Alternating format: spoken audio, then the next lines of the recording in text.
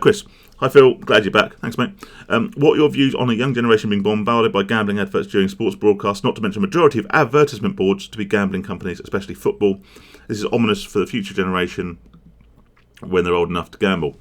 You know what, Chris? Funny this. I hope this is one of my big things, and it's something I really want to do something about. I've spoken before about wanting to get into schools and colleges and stuff, and actually be able to just stand in front of a load of young people and tell them about my experiences and warn them about the dangers of gambling. Not say don't go and gamble, because Jesus Christ, when we were at school we all got told that, didn't we? Don't drink, don't smoke. And what's the first thing you do when you're 18? Well, you go and drink and smoke, and long before you're 18 normally, but anyway, you go and do all the stuff you've been told not to do. So it's pointless, you know. Going out and telling young people don't gamble, it's harmful, is pointless, because they will want to go and do it, and that's fine, right?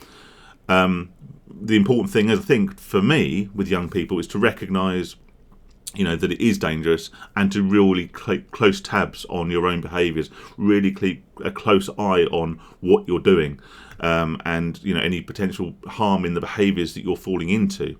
I think that is absolutely critical. And that's what I'd really want to go and speak to young people about. But I think they are exposed very, very much to gambling. Unfortunately, I think it's a part of our society now that's not going anywhere. It's really not. Unless there's a massive shift in regulation, it's really not going anywhere.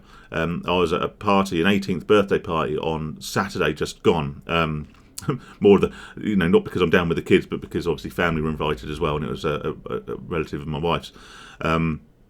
And I was chatting to some young lads at the bar, and they were talking about all their football bets and stuff, and what they'd won on and lost on that day. So it's very, very deeply ingrained amongst the young generation, and I don't think we can stop them trying gambling and doing the sports bets. My thing with them is just to try and get them to recognise signs that it might be becoming a problem and act on it before you fall too deep in the hole to get out. Not technically an answer to your question. I think it's very harmful. I think gambling promotion is incredibly harmful. But without strong regulation, it's always going to exist. So we have to look at other ways in which we can protect those who might become vulnerable to the addiction. I hope that answers your question, man.